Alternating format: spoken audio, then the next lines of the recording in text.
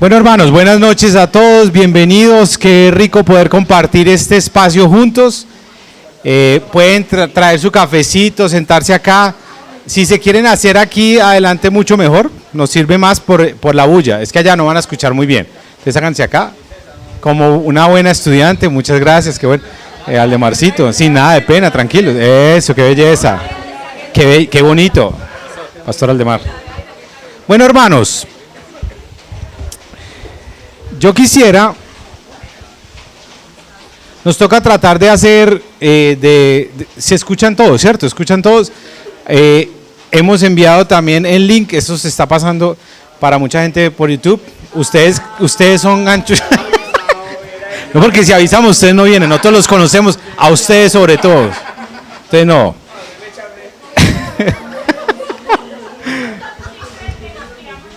No, queríamos verlos, hermanos. Dejen de ser así, dejen de ser así. Además, arepitas y café. Bueno, hermanos. Es más, mira, ahí sigue llegando gente fiel que no se detienen por la lluvia. Ustedes son unos valientes, todos ustedes. Bueno, queridos. Reunión Colombia.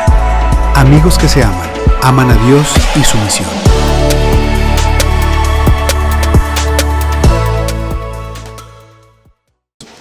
¿Qué tal si comenzamos esta noche haciendo una pequeña oración y yo voy a dar una pequeña introducción de lo que vamos a hacer y compartimos? Lo que vamos a hacer acá hoy es estudiar este tema como hermanos, es mirar otras opciones, mirar otra forma, otras miradas a estos temas tan complicados. ¿Listo?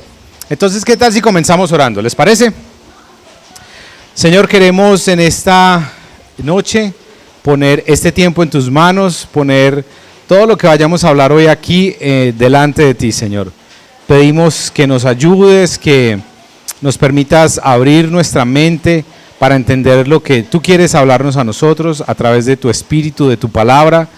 Señor, aprovechamos para orar en esta noche también por nuestros hermanos que están sufriendo este problema de la guerra. A veces es muy fácil hablarlo desde lejos, nosotros desde nuestras comodidades, pero hay gente en Israel sufriendo, hay gente en Palestina sufriendo, muchos hermanos nuestros también sufriendo allí, Señor. Pedimos que tú tengas misericordia y que obres en medio de toda esta situación, que consueles y que ayudes a aquellos que están en estos momentos pasando también dificultades allí. En el nombre de Jesús oramos, amén y amén. Bueno, les voy a explicar un poquitico lo que vamos a hacer hoy. ¿De dónde surge todo esto, o esta idea de hacer algo acá? Y es que surge de una inquietud mía de ver cuando estalla, digamos, la guerra y empieza el tema en Israel y en Palestina, empecé a ver muchas publicaciones de muchos cristianos, pastores, iglesias, unos a favor, unos en contra, y yo dije, a veces en la iglesia no hablamos de estos temas y parecen ser como normales y la gente asume o toma posiciones frente a esto. Entonces, hablando con el equipo, les dije, yo creo que es importante que hablemos de esto, que demos una visión un poquitico más teológica y menos pasional del tema, y menos, digámoslo así, menos religiosa, sino entender desde un punto de vista más profundo esta situación. Entonces surge como una inquietud mía, pero también como un ejercicio teológico en la iglesia. Algo que nosotros tratamos de hacer en nuestros equipos, en el equipo de trabajo, en el comité, en el equipo pastoral, es algo que hablamos mucho, es hacer teología en el camino, es hacer teología del día a día, de hablar las cosas que hablamos. Niñas, ¿me ayudan? A hablar las cosas, digamos, del camino, hacer teología del día a día. Entonces, esto es un ejercicio que estamos tratando de hacer acá, de hacer teología como iglesia, cómo entender estos temas que son tan complejos y cómo poder nosotros hacer eso, hacer teología. Pero también queremos decirles que sabemos que no vamos a dar respuestas a un problema tan complejo. Esa es una realidad. No estamos acá para decir esto es lo que tienen que pensar, así es que tienen que pensar, ni tampoco para darles respuestas simplistas a un problema que es tan difícil. Más bien lo que queremos hacer en esta noche es al menos presentarles 3 miradas del problema en Israel y Palestina. Entonces vamos a mirar 3 miradas, una mirada teológica, una mirada histórica y una mirada más pastoral. Entonces el objetivo de este ejercicio es crear en nosotros un anhelo por estudiar más la Biblia, y eso es algo de lo que queremos animarlos a ustedes, no que salgan con las respuestas de ya sé lo que debo pensar, sino más bien cómo puedo estudiar un poquitico más esto, cómo profundizar más en esto, buscar otras fuentes y crecer en tener convicciones más profundas que sean basadas en el estudio de la Biblia y en una teología más profunda. Es algo que nosotros tratamos desde reunión, intentamos hacer en cada cosa desde pequeña o grande, y es eso, es intentar que lo que hagamos tenga un contenido teológico profundo. Entonces, vamos a tener 3 espacios esta noche. Como les decía, vamos a tener una mirada histórica del tema, una mirada teológica y una mirada pastoral. Comenzaremos en este momento con la mirada histórica, que la va a hacer el mono, que es nuestro historiador querido de reunión. No, además para los que no saben, él sí tiene un grado en historia. Entonces ahí donde lo ven no es cualquier cosa. ¿Ustedes creyeron que él no había estudiado nada? No, él sí estudió. Metten me dijo que una de las claves es la humildad. ¿Y ya qué? No. Entonces, vamos a iniciar. Eso no es muy duro. Yo voy por aquí. Sí. Y vamos a arrancar mirando un video como de 10 minutos que la verdad para mí dar un buen, como cobrar más de 100 años en 10 minutos, que es muy duro, pero yo creo que realmente es una manera que podemos entender el tema un poquito más, y yo voy a profundizar en algunas cosas que son clave del conflicto. Pero algo que quiero decir antes de esto es que algo que mis profesores, cuando yo estoy estudiando historia, que algo que me enseñaron es que siempre puede tener una opinión, pero siempre es bueno realmente leer cosas que va a realmente a poner como su opinión en duda, y realmente leer otros como puntos de vista, y realmente ahí puede ser una conclusión más basada en realmente qué pasó o no pasó. También hay una diferencia entre tipos de fuentes. Por ejemplo, Facebook. Eso no es una fuente de cosas de historia. A veces son verdades, a veces son mentiras. Más probables son mentiras que otras cosas, pero bueno. Pero hay fuentes como primarios, que es que realmente fuentes que lo que era pasando y son hechos. Y también hay como fuentes secundarias que a veces la gente haciendo comentarios sobre esas cosas. Entonces, esta noche yo voy a intentar dar como más cosas de hechos en vez de mi opinión o opiniones de otros. Si es una opinión de otra persona o una opinión mío, yo voy a intentar a decir esto, ¿sí? Porque es algo que yo no quiero que, están aquí y vamos a indoctrinarles que va a ser pro-Israel o pro-Palestina. No, aquí somos pro-paz. Y realmente la paz para todos. Entonces realmente no es como tomar un lado y los otros son demonios. No estamos así. No estamos para hacer esto, y realmente para mí hacer historia así realmente no es historia, es como un argumento nada más. Entonces vamos a arrancar con esto, ojalá que ayude a los que no entienden mucho lo que ha pasado. Uno de los mitos más grandes sobre el conflicto palestino-israelí es que ha durado por siglos y que se trata solo de antiguas enemistades religiosas. Sin embargo, a pesar de que la religión está involucrada, el conflicto se trata más que nada de 2 grupos de gente que reclaman la misma tierra, y realmente solo se remonta a un siglo atrás, a comienzos del 1900. En esa época, la región ubicada al este del Océano Mediterráneo que ahora llamamos Israel/Palestina estuvo bajo dominio otomano por siglos. Había diversidad de religiones, incluyendo mayoritariamente musulmanes árabes y cristianos, pero también una pequeña cantidad de judíos, conviviendo pacíficamente, y estaba cambiando de dos formas muy importantes. Primero, cada vez más gente en la región comenzaba a albergar un sentimiento de ser no solo étnicamente árabes, sino también palestinos, que es una identidad nacional diferente. Al mismo tiempo, en Europa, cada vez más judíos apoyaban un movimiento llamado sionismo, que sostenía que el judaísmo no era una religión, sino una nacionalidad, que merecía una nación para sí misma. Y luego de siglos de persecución, muchos creían que un Estado judío era su única vía de salvarse, y consideraron sus tierras históricas en Medio Oriente como su mejor esperanza para establecerla. En las primeras décadas del siglo XX, decenas de miles de judíos europeos emigraron hacia allá. Luego de la Primera Guerra Mundial, el Imperio Otomano colapsó y los imperios británico y francés dividieron el Medio Oriente, con los británicos tomando control sobre la región que denominaron Mandato Británico de Palestina. En un comienzo, los británicos permitieron la inmigración judía. Pero a medida que llegaban más de ellos, asentándose en comunidades agrícolas, la tensión entre judíos y árabes creció. Ambas partes cometieron actos de violencia. Y durante la década del 2030, los británicos comenzaron a limitar la inmigración judía. En respuesta a esto, se formaron milicias judías para hacerle frente a los árabes y al régimen británico. Después vino el Holocausto, llevando a muchos judíos más a huir de Europa a la Palestina británica e impulsando a gran parte del mundo a apoyar un Estado judío. En 1947, y en atención a la creciente violencia entre árabes y judíos, la ONU aprobó un plan para dividir la Palestina británica en dos estados separados, Israel, para los judíos, y Palestina, para los árabes. La ciudad de Jerusalén, en la que judíos, árabes y cristianos tienen sitios sagrados, se transformaría en una zona internacional especial. El plan tenía por objeto darle un Estado a los judíos, establecer la independencia palestina y terminar con la violencia sectaria que los británicos ya no podían controlar. Los judíos aceptaron el plan y declararon la independencia de Israel. Pero los árabes de la región vieron el plan de la ONU solo como más colonialismo europeo que los despojaría de sus tierras. Muchos de los estados árabes, que recientemente también habían obtenido su independencia, le declararon la guerra a Israel en un intento por establecer una Palestina árabe y homogénea en todo el territorio que comprendió la Palestina británica. El nuevo Estado de Israel ganó la guerra. Pero, en el proceso, fueron bastante más allá de sus fronteras dadas por el plan de la ONU, tomando el oeste de Jerusalén y mucha de la tierra que era Palestina.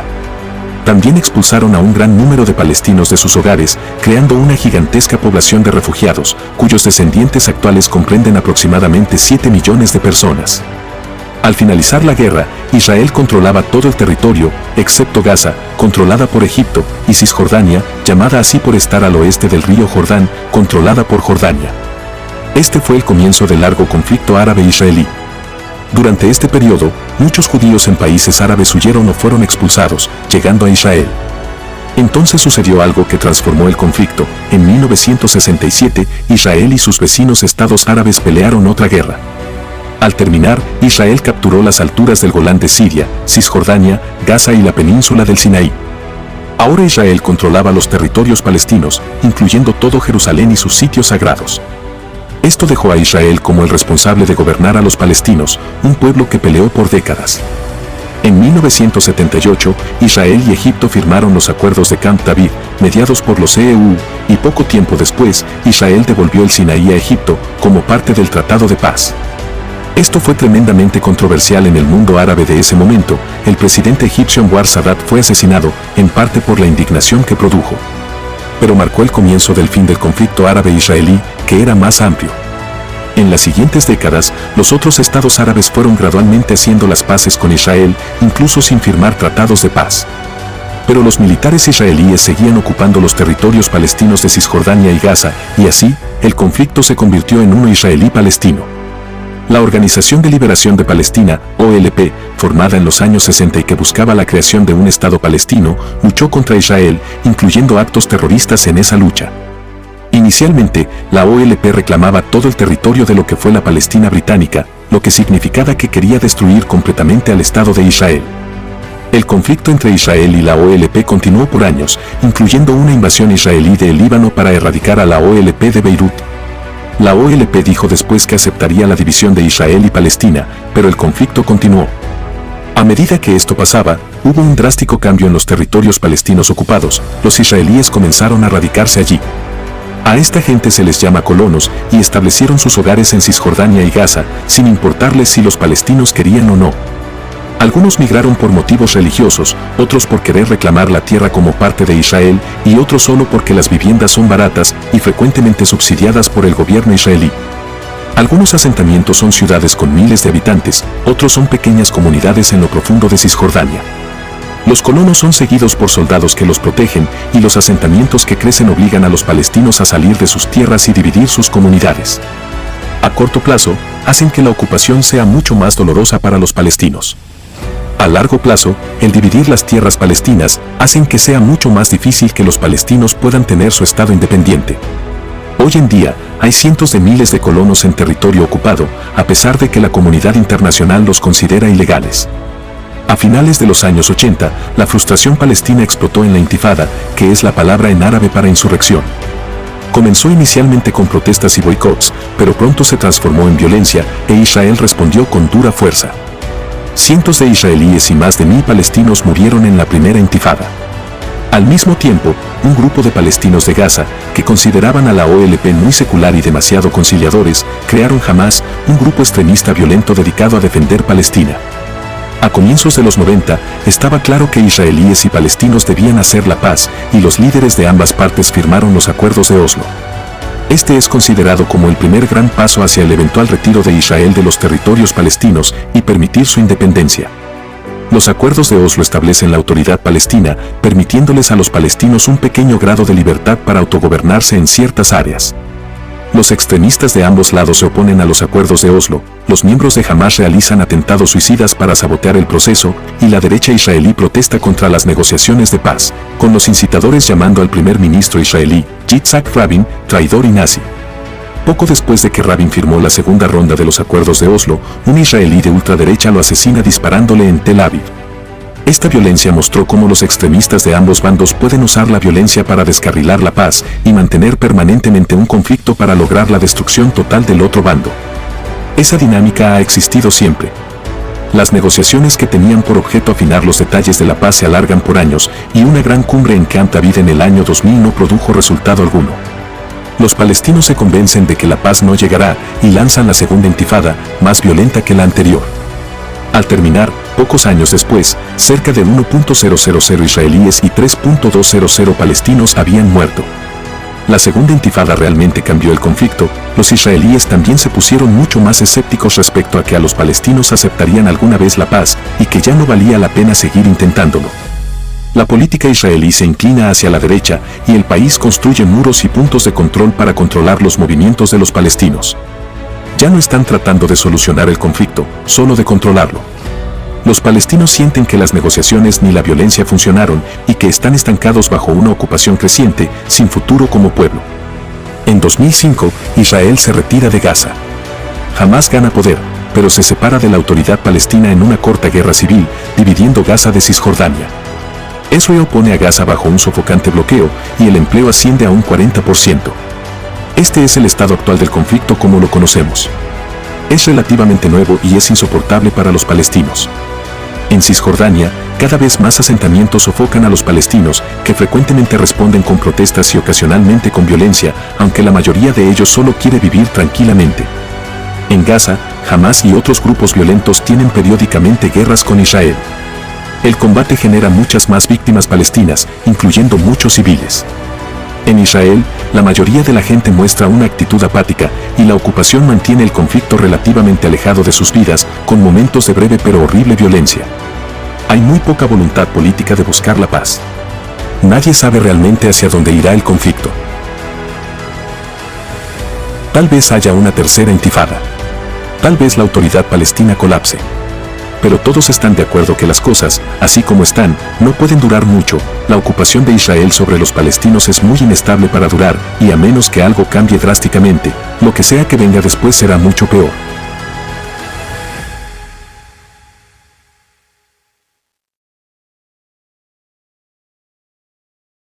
En la noticia ahorita que definen como un grupo terrorista, pero ellos ganan en elecciones y ellos toman control de Gaza y realmente de todos los palestinos. Ellos son los representativos en el mundo para ellos.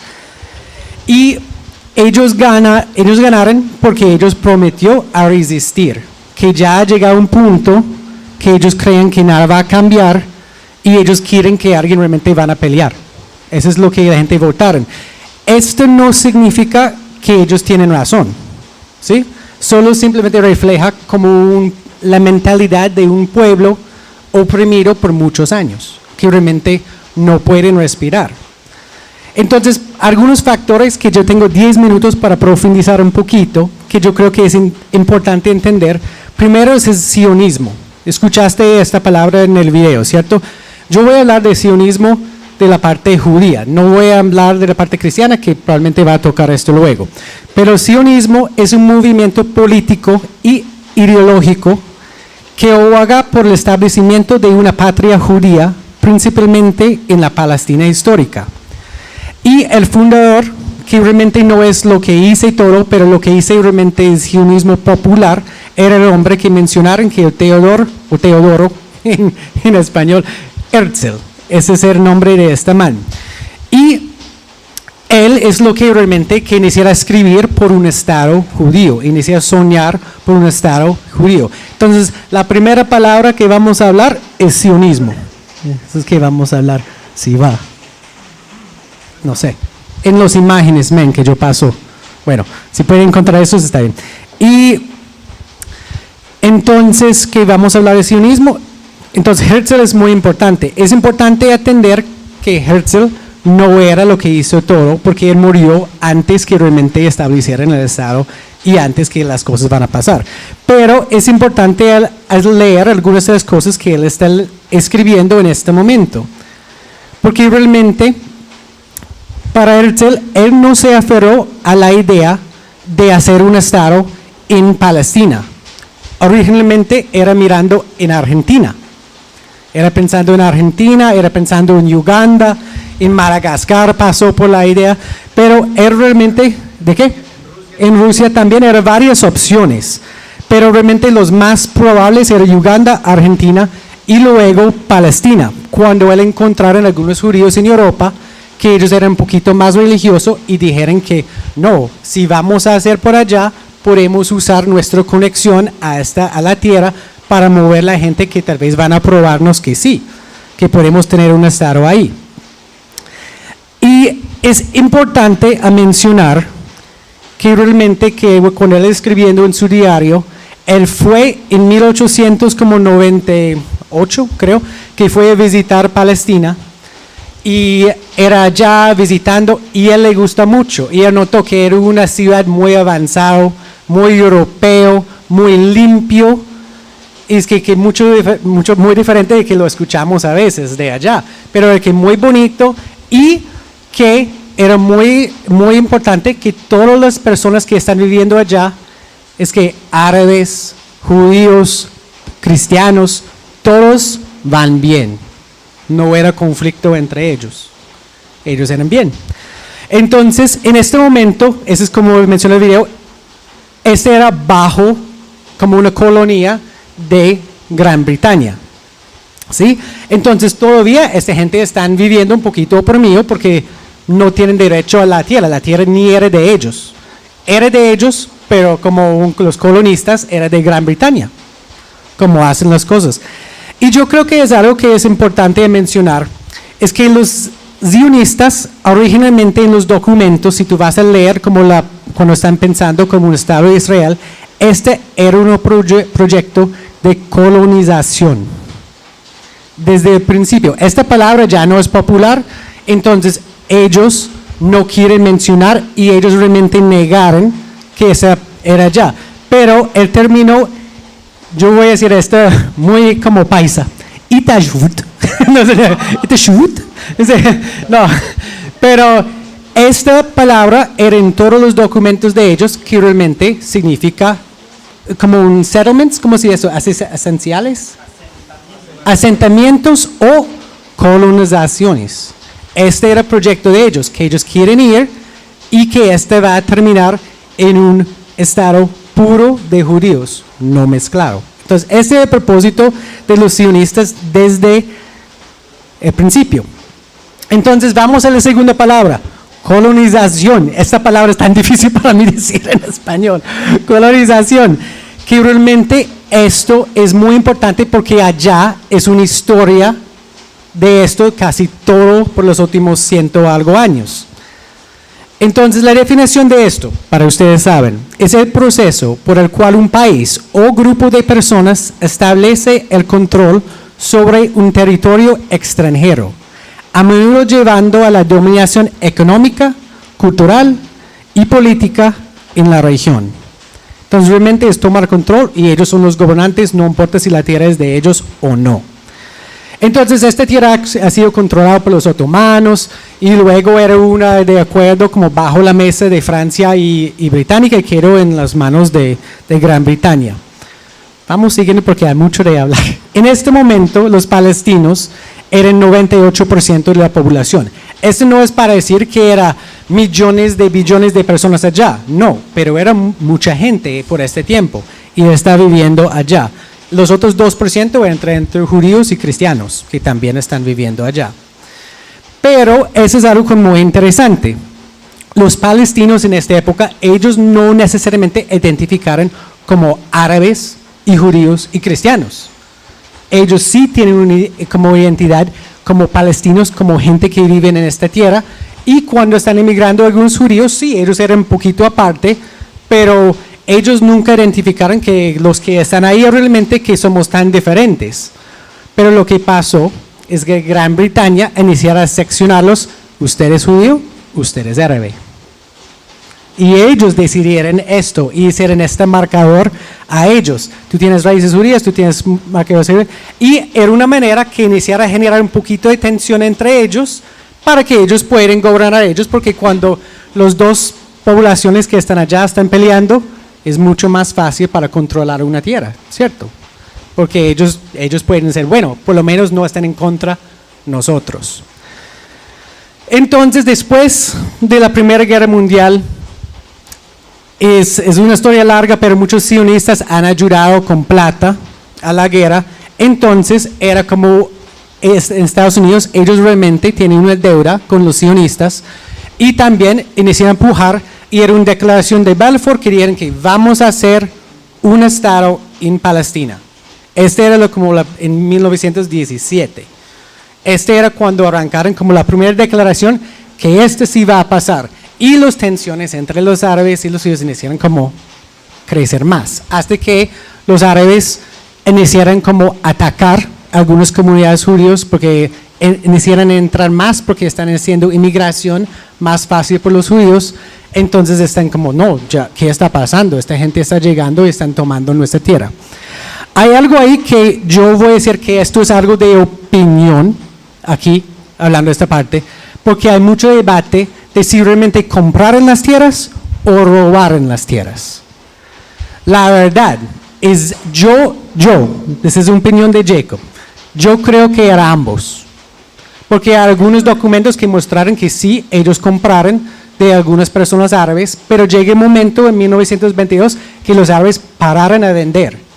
Lo que hicieron eran algunos árabes, y es bueno a pensar, en ese momento los árabes palestinos eran diferentes de los otros árabes, hasta entre los árabes de Siria, de Egipto, de Líbano, ellos consideraron diferentes. Entonces, ellos no tienen como los títulos de estas tierras y eran árabes ricos viviendo en otros lugares, vendiendo esas tierras como era de ellos. Y también Gran Bretaña vendió mucha tierra a los judíos, pero la cosa de ellos es que ¿cómo puede vender mi tierra? Si esa es mi tierra, pero ustedes esa es nuestra colonia, tú no tienes voz. Entonces ahí inicia a generar como resentimiento en contra de los judíos, y yo no sé, la verdad, tenemos que hacer esto como más objetivo. Tal vez algunos judíos saben esto, otros tal vez no saben. Bueno, los que comprando de Gran Bretaña sí saben, pero los que están comprando de otros árabes tal vez no saben, ¿cierto? Es que no están intentar hacer un daño y realmente están intentando a salir de otros países donde realmente ellos también sienten oprimidos para ser judíos. ¿Qué pasó? Y este para mí es cuando las cosas explotó mucho. En 1933, cuando es el ascenso de Hitler, del 33 a 34, entonces el líder de los árabes en Palestina, el nombre era Mustafi. Es que donde sea, es un nombre como todo Mutafi. Entonces, mufti. Es que él era pro Hitler. Era pro Hitler porque el enemigo de mi enemigo es mi amigo. Yo estoy mal de tiempo. Bueno, entonces yo voy a hacer algo muy rápido. Qué pena, pero muchos de ustedes han escuchado del Holocausto, ¿cierto? Holocausto. Ese pasó después de esto, es que realmente el mundo siente culpable porque el mundo, incluyendo cristianos, muchos cristianos, no importa los judíos, ni Estados Unidos, ni las otras cosas. Cuando terminaron la guerra, todo el mundo cierran sus fronteras. Y ellos quieren en como Alemania y Austria, y ellos no en como campamentos de refugiados. Entonces nadie quiere aceptar ellos. Entonces, ¿qué hicieron? Ahí es cuando, es como skipeando muchas cosas, pero realmente ahí se declararon que van a tener un estado judío y ellos mandaron los judíos para allá. Ellos eran en 1948, que realmente sí, que va a pasar. Y ahí es cuando iniciaron a disparar todo, porque nadie explicaron los árabes por qué. Nadie dijeron que tú quieres aceptar esto, tú quieres abrir sus fronteras como otros países. No, ya. Entonces tomaron mucho de la tierra de ellos. Y ahí, como dije, antes de cosas religiosas lleguen a este conflicto, ese es cuando realmente iniciaron a generar, es por tierra. Esa es mi tierra, tú no puedes entrar a mi casa y estar aquí. Y tristemente, humanos somos violentos. Y es iniciar a hacer un ciclo de violencia, y de violencia. Y realmente hay muchas más cosas, yo puedo compartir luego si quieren hablar. Pero la última cosa, vamos a skipear. La Nakba era cuando se sacaron, después que perdieron la guerra, se sacaron los palestinos de sus casas, que tuvieron que salir. Ellos piensan que después de la guerra que pueden regresar, pero cuando regresaron ya eran ocupados de judíos. No pueden regresar. Y yo creo que es algo que sí puede skipear. No voy a hablar mucho de los mitos y cosas así, exactamente que cuando hay una frase que yo creo que es bueno entender de Benjamin Netanyahu, que ya es el primer ministro de Israel, que dice esto en 2019: Israel no es un estado de todos los ciudadanos, sino más bien el estado, nación del pueblo judío y solo de ellos. Y esta ha sido la visión de Israel cuando arrancó. Es un proyecto de colonización. Por esto ellos cuando muestran el video siempre inician a mover y a iniciar a ser como territoriales. Esto sí ha sido considerado ilegal, pero Estados Unidos no puede decir nada porque ellos mandan mucha plata a ellos cada año. Y realmente ha sido como tal vez un diferente punto de vista de que piensen que no, Israel tiene derecho a estar allá y solo los árabes siguen atacando. Yo no estoy diciendo que estoy de acuerdo de la violencia atacando, pero es bueno entender un pueblo oprimido que realmente han dicho en Amnesty International y como el ONU que realmente ese es un estado de apartheid. Que si ustedes no saben qué es apartheid, es bueno buscar, es algo que pasó en Sudáfrica. Ese es cuando realmente tú tienes mucha gente en un área pequeña y ellos no tienen derechos, ellos no tienen luz, ellos no tienen gas, ellos no son un pueblo, ellos no tienen pasaporte, no pueden salir y ellos regresan, en mi opinión, esa es mi opinión, como los judíos después de la guerra y después del Holocausto, que un pueblo que no tiene ninguna tierra, no tiene ninguna manera de ir. Y entonces no es correcto que ellos van a tomar la tierra de otra persona también. Pero algo tiene que pasar que los dos lados pueden vivir en dignidad. Yo no estoy diciendo que quitarle al Estado de Israel. Yo quiero decir claro, tampoco. Yo estoy de acuerdo que cosas pasan en la historia, nosotros no podemos controlarlo, pero tenemos que buscar una solución que realmente ambos reciben la justicia. Entonces yo quiero parar allá porque yo creo que hay muchas cosas que quiero decir, pero la última, eso es bueno para entrar a la parte porque Andrés va a hablar como más de la parte como de Milton, más la parte de teología. Entonces, era un teólogo anabautista, esas son nuestras raíces, que dice esto: la espiral de violencia, según Cámara, se manifiesta en tres formas: Una primera forma de violencia en la que el Estado crea las condiciones para oprimir a los subordinados. Una segunda en la que los oprimados retaliar con violencia. Y una tercera en la que el Estado responde con una represión violenta, abrumadora. Y yo creo que podemos decir ahorita, es lo que está pasando ahí. Gracias, Monito. Un aplauso. Muy buena su intervención, Mono.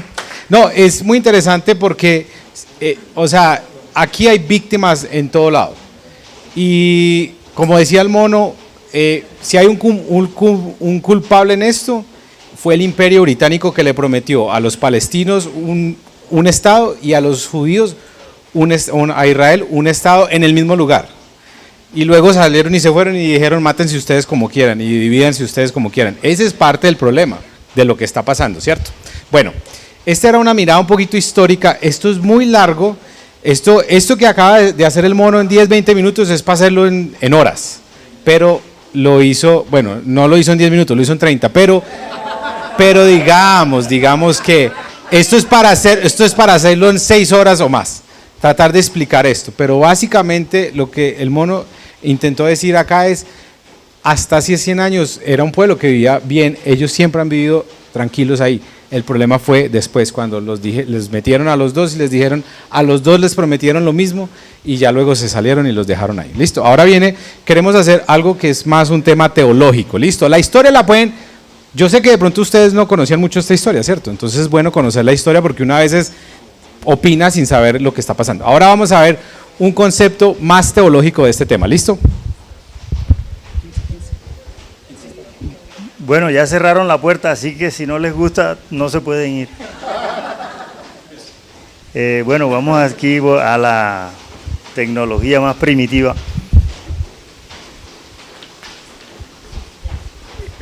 Yo quisiera hacer en 10 minutos una presentación, voy a hacer 10 minutos a ver si me salen 15, de cómo entendemos a Israel a la luz de la totalidad de la Biblia y de la teología cristiana en general.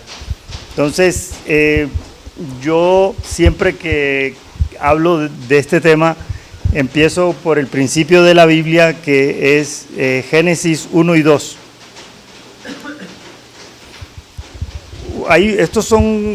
Yo siento que ofendo al público cuando hablo de esto porque es muy sencillo. O sea, que ustedes van a decir, me hicieron mojarme para venir, para salir con eso. Génesis 1 y 2 presenta el propósito de Dios para su creación. En Génesis 1 y 2 no hay naciones, no hay estados, no hay gentilicios, es la humanidad. ¿Cierto? Dios crea al ser humano y le da una tierra para su bienestar, ¿cierto? El concepto de naciones, estados, nacionalidad y todo eso es relativamente reciente, ¿cierto? Los pueblos a lo largo de la historia han vivido más de otra forma y no tanto definidos por estados con esta frontera y la otra. Bueno, el punto es que Génesis 1 y 2 muestra qué es lo que Dios quiere, y ahí hay dos cosas fundamentales que Dios quiere para la humanidad, y esto es como la esencia del evangelio. Dios quiere comunión con el ser humano y Dios quiere el bienestar del ser humano, pero de todos los seres humanos. Por eso es que yo digo que yo creo hasta en la teología de la prosperidad. Porque para mí la teología de la prosperidad es bíblica porque Dios quiere el bienestar del ser humano, pero de todos, no de unos cuantos. ¿Cierto? Esa es la teología de Génesis 1 y 2. Esto es lo que Dios quiere. Y un asunto fundamental aquí es que esto no cambia. ¿Sí? El deseo de Dios para la humanidad en Génesis 1 y 2 no cambia. No hay nada que cambie esto. Que Dios quiere mantener comunión con el ser humano y que Dios quiere el bienestar del ser humano que ha creado y ha dado todo lo necesario con una tierra rica y generosa para que el ser humano tenga bienestar, y es posible ese bienestar para todos. Bueno, nosotros ya sabemos lo que pasa con Génesis del 3 en adelante, y no me voy a detener ahí, pero después viene Génesis 12, que para que no se les olvide, son los mismos 1 y 2, pero sin el guión. Génesis 12. Génesis 12 es después de toda la maldad que dice entre los capítulos 3 y 11, que uno los pudiera resumir como lo resume la Biblia, como la multiplicación de la maldad. ¿Cierto? En Génesis 3 al 11. La respuesta de Dios a la multiplicación de la maldad es el llamado a Abraham. Y el llamado de Abraham, de Dios a Abraham, incluye la promesa que en él serían benditas todas las naciones de la tierra. Es decir, volvemos a Génesis 1 y 2 en Génesis 12. Dios llama a Abraham para formar un pueblo a través del cual serían benditas todas las naciones de la tierra.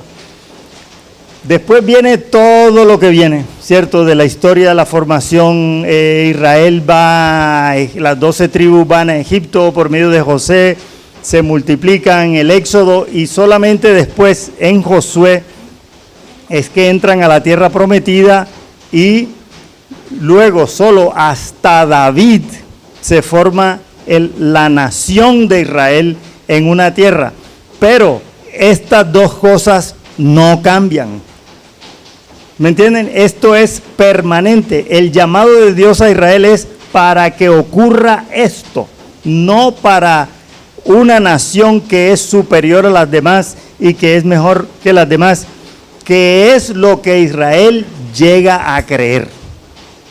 En la Biblia, Israel se hace a la idea que Dios es solo para ellos, y hay una cantidad de muestras en la Biblia de cómo Dios se hace presente también fuera de la tierra de Israel y en otros pueblos, como lo podemos constatar en el discurso de Esteban antes que lo mataran en Hechos capítulo 7.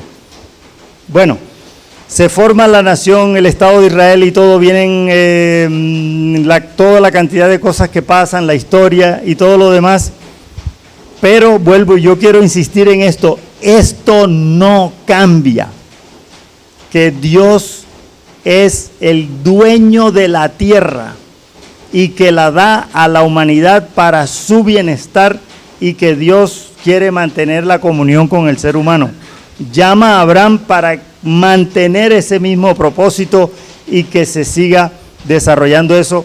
La historia de Israel antiguo es muy larga y todo eso. Bueno, llegamos al Nuevo Testamento, tremendo salto que damos, y viene Jesucristo.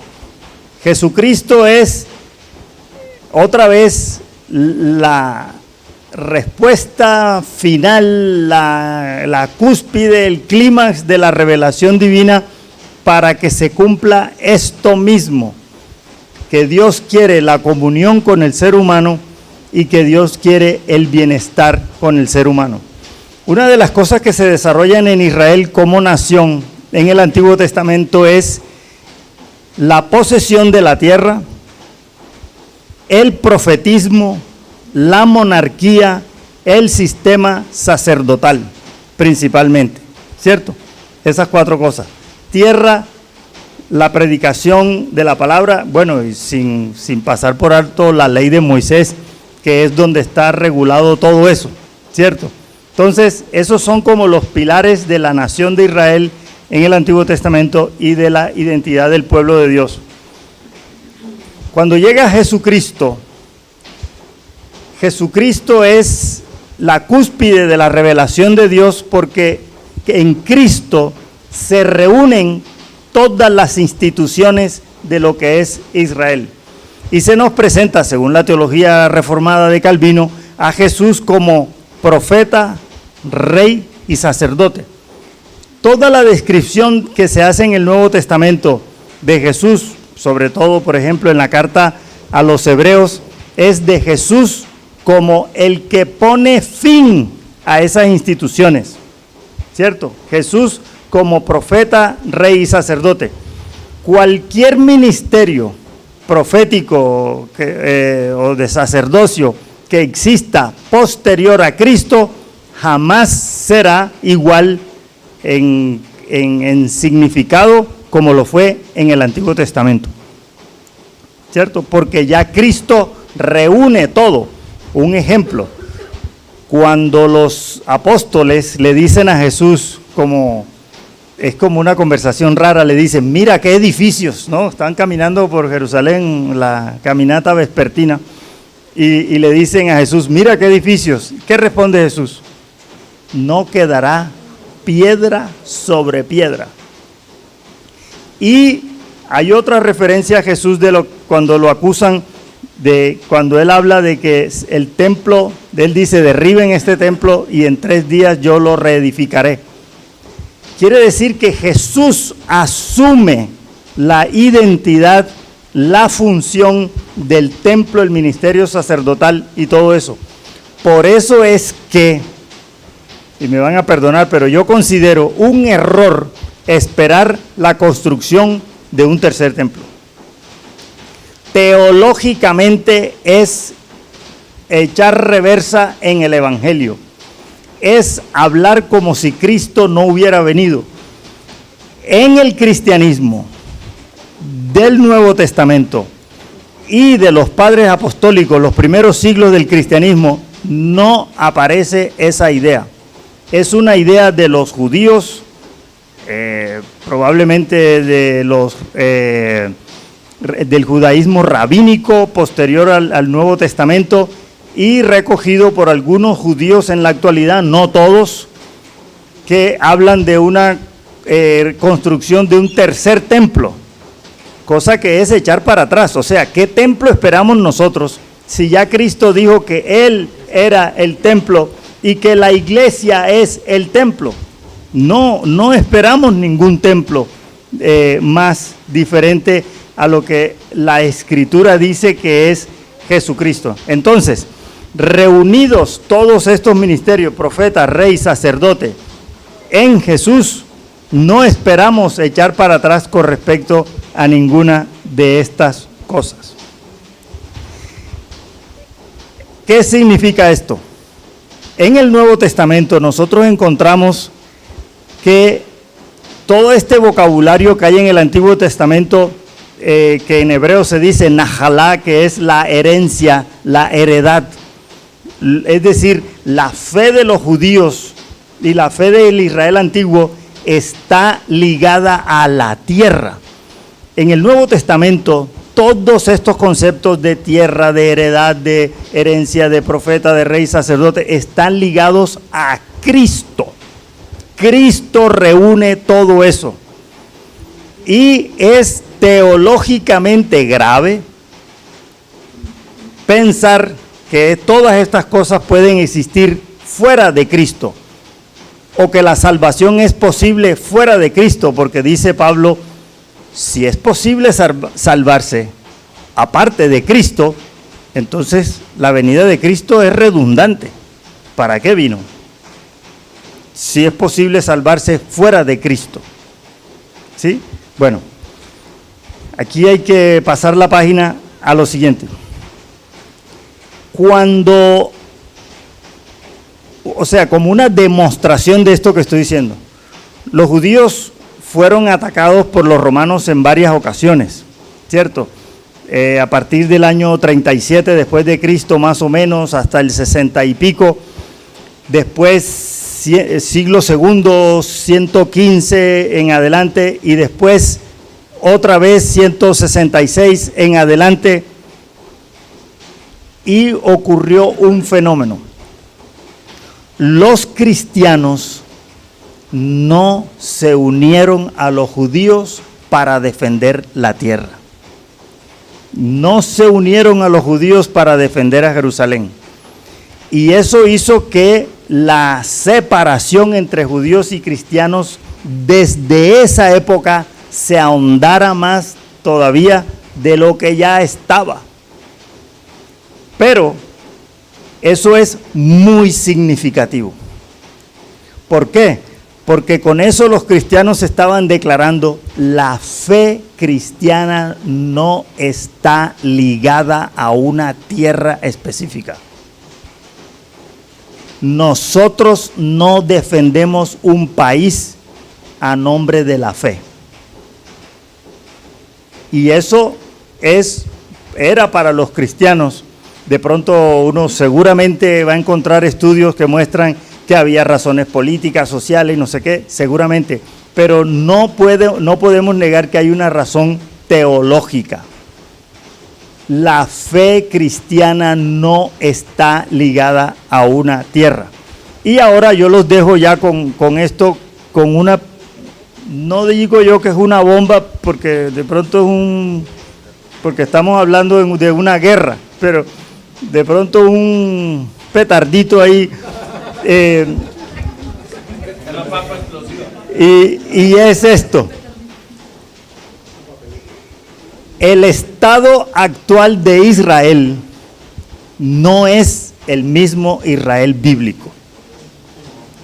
¿Sí?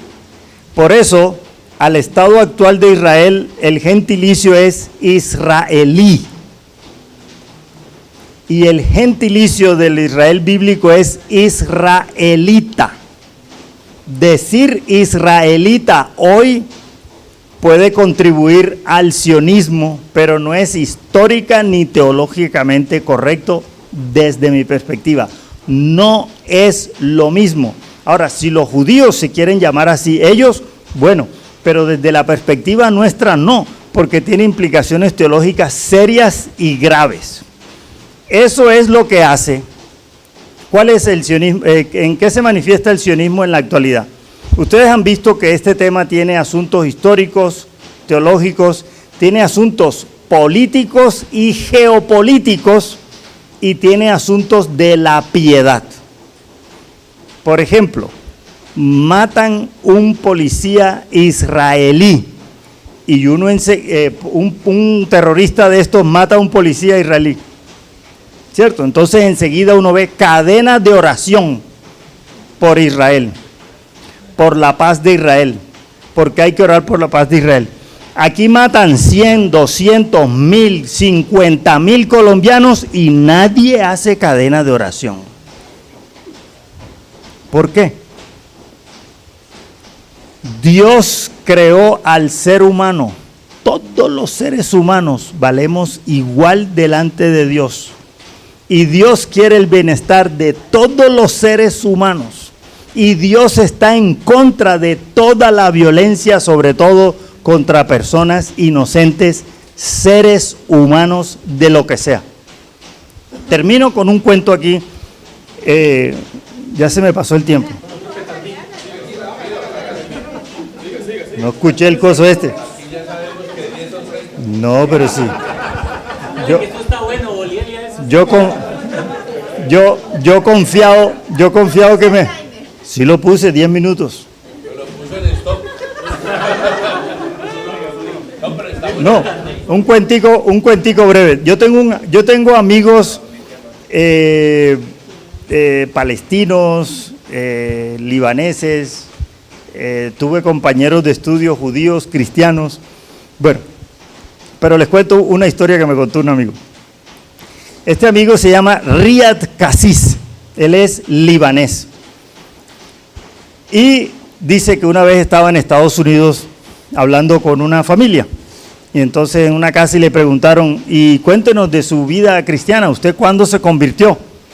Y él dice, no, yo nací en una familia cristiana. No, pero ¿cuándo? Sí, ¿en qué momento su conversión? ¿Cuándo entregó su vida a Cristo? No, mi familia es cristiana de toda la vida y yo nací en un hogar cristiano. Y la persona le insistía y él finalmente le dice, no, mi familia son cristianos desde los tiempos de Cristo. Desde que inició el cristianismo, que se predicó el evangelio en estas regiones de Siria, Palestina, Desde esa época mi familia es cristiana y yo vengo de esa tradición cristiana. Y ahí hay unas cosas que uno no se imagina, un desconocimiento que uno tiene de esa región y que uno, yo creo que antes de lanzar algunas opiniones debe informarse mejor para no hacer el ridículo. Yo no digo que yo lo sé todo ni lo entiendo todo, pero he hablado mucho. Tengo un amigo, él es, miren este caso, él es palestino israelí cristiano. ¿Sí? Él es se llama Yohanna Catanasio. Es palestino de su familia, es cristiano, doctor en Antiguo Testamento, profesor de un seminario cristiano evangélico allá. ¿Sí? En Israel. ¿Me entienden? Y sufren, lo que ellos siempre le dicen a uno es la múltiple discriminación que ellos sufren. Hay unas cartas que ellos han escrito que reflejan mucho dolor. Dicen ellos, nosotros somos cristianos, entonces nuestros hermanos palestinos, árabes, nos desprecian porque no somos musulmanes. ¿Cierto? Los judíos nos desprecian porque somos cristianos, palestinos y árabes. Pero dicen esto, lo que más nos duele es que nuestros propios hermanos cristianos en otras partes del mundo nos desprecien y estén de acuerdo en que nos maten. Bueno, gracias.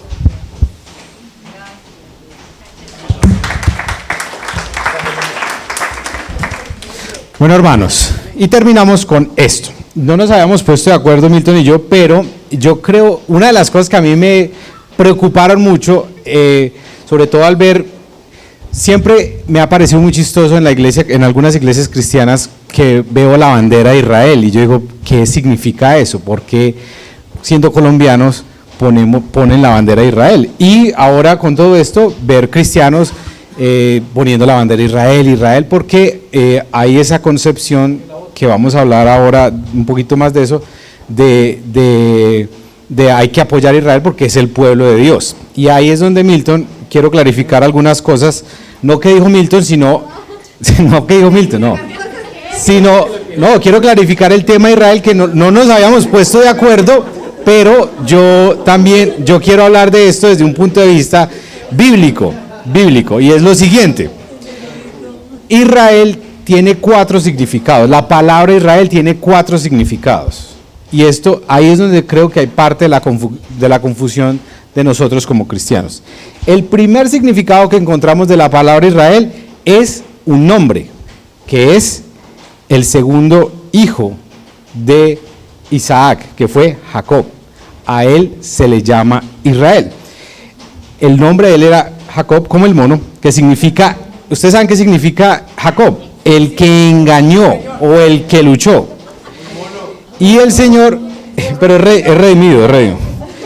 Pero póngale cuidado, que estuvo ampliamente a la altura de su nombre. Él de verdad sí fue un engañador, pero a quien Dios le rebautizó como Israel, porque después de haber luchado con los hombres toda su vida, finalmente llegó a luchar con Dios por la bendición que necesitaba. Una bendición que ustedes saben en la historia era la que él no tenía derecho a esa bendición, porque él no era el primogénito.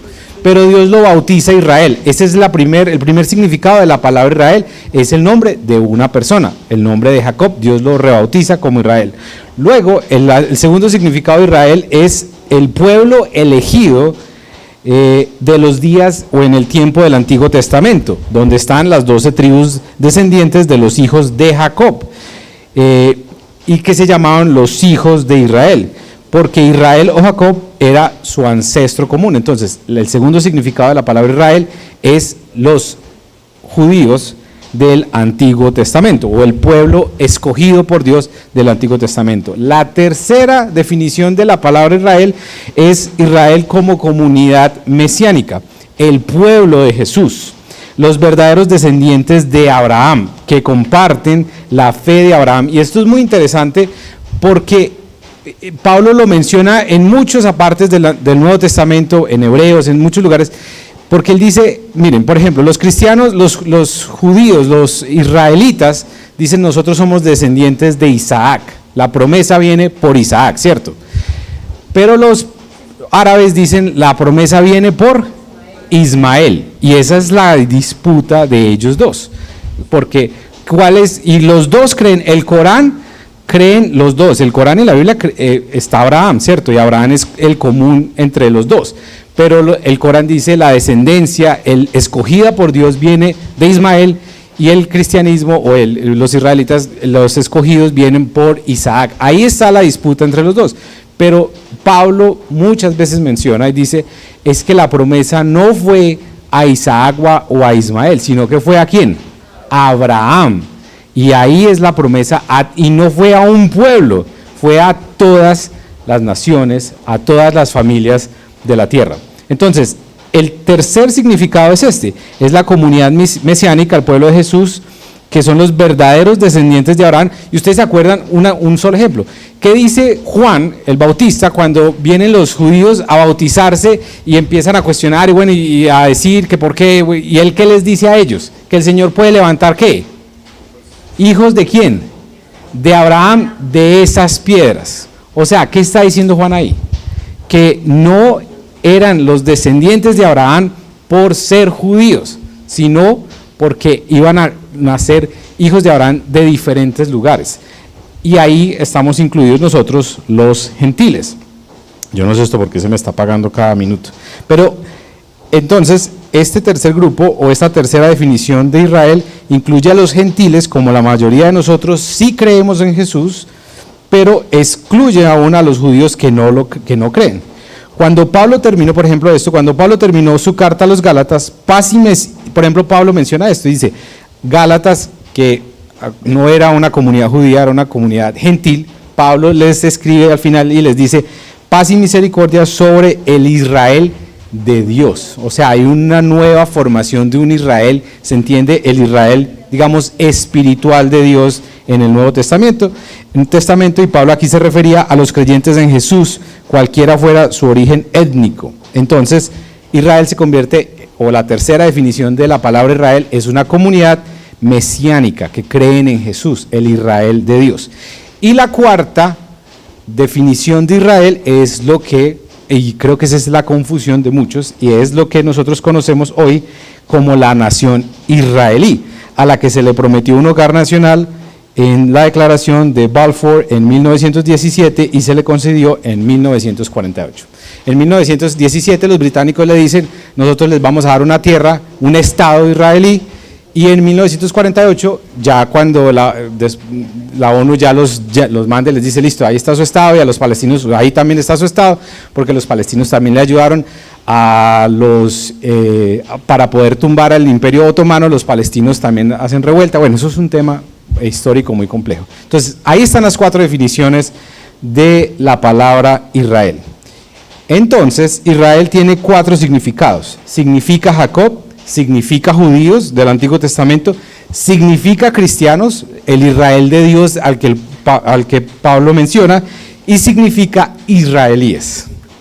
Y ahí es donde está el problema con nosotros los cristianos, que consideramos o que a veces confundimos el Estado de Israel con el Israel bíblico. Y ahí es donde hay una pequeña confusión. La Biblia se concentra en el Estado, no en el Estado, sino en el pueblo escogido de Dios del Antiguo Testamento y en el pueblo o la comunidad mesiánica que cree en Jesús en el Nuevo Testamento. La Biblia no menciona el Estado de Israel o no se centra en eso.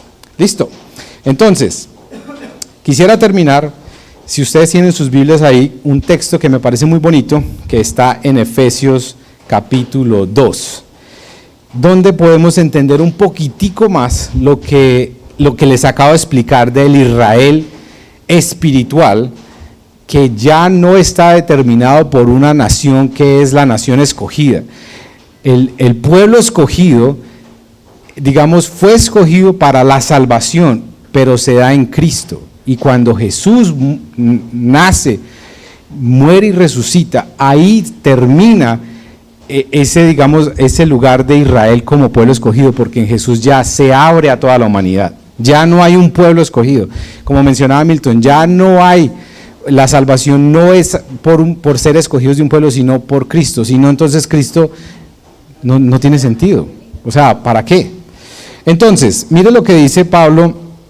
Venga, yo lo leo más bien acá porque esto se está apagando. Pablo en Efesios capítulo 2, versículo 11. Déjenme buscarlo aquí un momentico. Efesios 2:11 dice lo siguiente. Dice, Pablo le está hablando aquí a una comunidad de cristianos gentiles, o sea, como nosotros, no somos judíos. Dice, no olviden que ustedes los gentiles, que significa no judío, eso es lo que significa gentiles, antes estaban excluidos, eran llamados paganos incircuncisos por los judíos, quienes estaban orgullosos de la circuncisión, aun cuando esa práctica solo afectaba su cuerpo, no su corazón. Mire lo que está diciendo, el contenido tan teológico que está diciendo aquí Pablo en este capítulo. Versículo 12. En esos tiempos ustedes vivían apartados de Cristo, no se les permitía ser ciudadanos de Israel y no conocían las promesas del pacto que Dios había hecho con ellos. ¿A cuál Israel se está refiriendo aquí Pablo?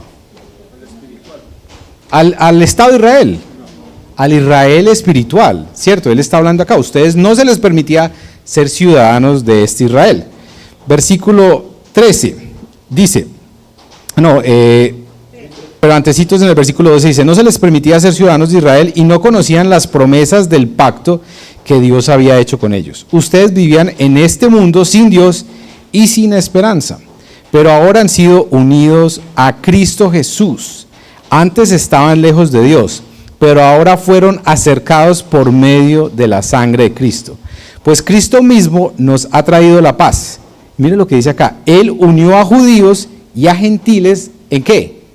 En un solo pueblo, cuando por medio de su cuerpo en la cruz, derribó el muro de la hostilidad que nos separaba. Díganme si esto no es muy claro. O sea, Pablo está aquí diciendo, mire, esta es la realidad de lo que pasó. Lo logró al poner fin al sistema de leyes y de mandamientos y ordenanzas. Hizo la paz entre judíos y gentiles al crear de los dos grupos un nuevo pueblo en él, un nuevo pueblo en Cristo. Cristo reconcilió a ambos grupos con Dios en un solo cuerpo por medio de su muerte en la cruz, y la hostilidad que había entre nosotros quedó destruida. Cristo les trajo la buena noticia de paz tanto a ustedes los gentiles que estaban lejos de Él, como a los judíos que estaban cerca. Ahora todos podemos tener acceso al Padre por medio del mismo Espíritu Santo, gracias a lo que Cristo hizo por nosotros. ¿Claro o no está claro? Eso es lo que la Biblia, y yo los animo a que hagan algo. Busquen en una concordancia la palabra judíos en el Nuevo Testamento y van a encontrar una y otra vez a Pablo diciendo esto mismo. Ya no hay un pueblo escogido, ya somos uno en Cristo. Ya Jesús cumple la promesa que se le hizo a Abraham y ya somos bendecidos por él. Entonces, ahí es donde está parte de lo que nosotros entendemos teológicamente, bíblicamente frente a este concepto. Nos gustaría terminar orando y que pusiéramos este tiempo delante del Señor y bueno, después, si nos da el tiempo, poder tener un tiempo de algunas preguntas que podamos hacer acá, ¿sí? Pero, ¿qué tal si terminamos orando? ¿Vamos a leer esto o oramos? Hay una pequeña lectura que queremos hacer como oración también. Entonces, es un pastor muy querido, pues, que seguimos nosotros mucho, que se llama Rich Villodas, es pastor en Nueva York, y él sacó como una oración frente a este tema de lo que está pasando, y cómo respondemos nosotros como cristianos. Entonces, ¿qué tal si cerramos nuestros ojos y escuchan esta oración que vamos a leer? Dice, primero estamos llamados a orar. Orar por otros es un acto de amor, es un acto de compasión. Estamos llamados a orar por aquellos que han sufrido, orar por aquellos que están de luto, orar por aquellos que buscan dañar a otros, porque Jesús nos enseña a orar por nuestros enemigos. Debemos orar por los líderes de todo el mundo. Oremos para que nuestros líderes políticos trabajen por un alto al fuego. Nuestra primera tarea es orar. Segundo, estamos llamados a lamentar. Frente a la pérdida, es muy fácil distraerse. Y a veces necesitamos algo de distracción debido a la naturaleza abrumadora del dolor. Pero lamentar es nombrar el dolor en nuestros corazones y en nuestro mundo, ofreciéndolo a Dios e invitando a Dios a llenarnos con una manera diferente de estar en el mundo por la paz. Lamentar también es un acto de amor. Tercero, debemos ser humildes en nuestros juicios. En estos momentos es fácil simplificar los asuntos en dos categorías, bueno y malo, ángeles y demonios, justos e injustos.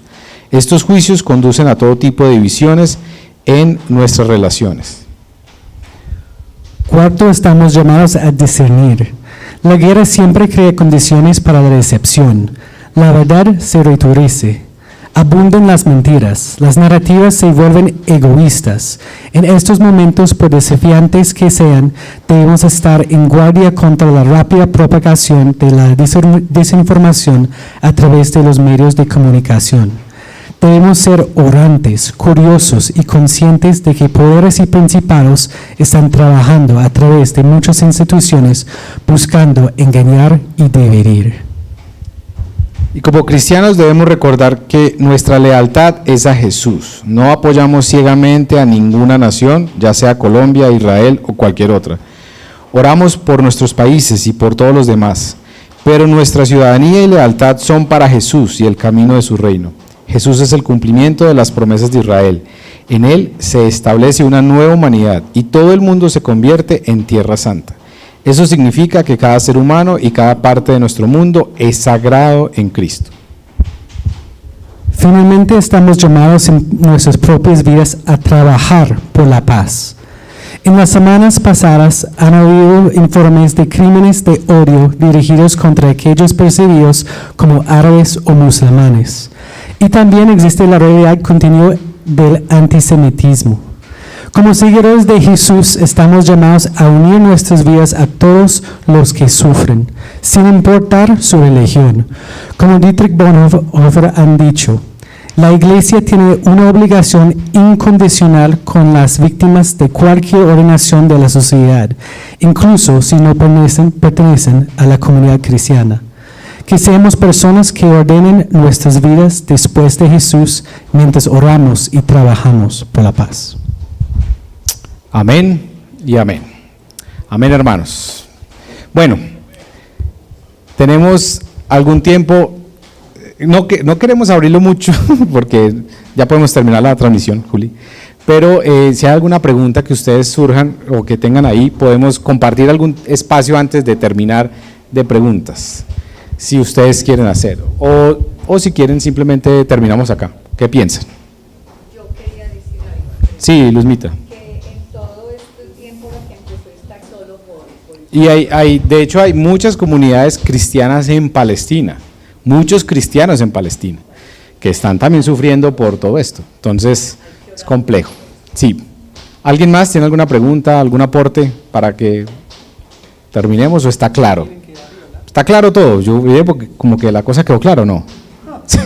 ¡Qué bendición! Nosotros pensamos que esto se nos iba a volver un... Yo sí creo que hay muchas cosas que digerir y que investigar y todo eso, pero pues se necesitaría mucho tiempo. Pero lo que tratamos aquí es de dar algo muy global de, vea, esto es bíblicamente lo que se piensa frente a esto. Yo creo que algo también. Pueden hablar con el historiador acá y él les manda libritos para leer. Listo. Porque algo que yo quería, yo creo que es importante. Bueno, hermanos, creo que esto es mucha información para todos ustedes, para todos, muy rico este tiempo. Que el Señor los bendiga, que Dios los guarde y podemos seguir hablando acá ya nosotros uno a uno. Listo, que el Señor, los que tengan dudas o preguntas, el que pronto se ponga bravo y esté ofendido con lo que hemos dicho acá, háblese con Milton o con el mono, listo. Bueno, hermanos, que el Señor les bendiga a todos. Nos vemos el domingo. Bendiciones para todos. Reunión Colombia. Amigos que se aman, aman a Dios y su misión.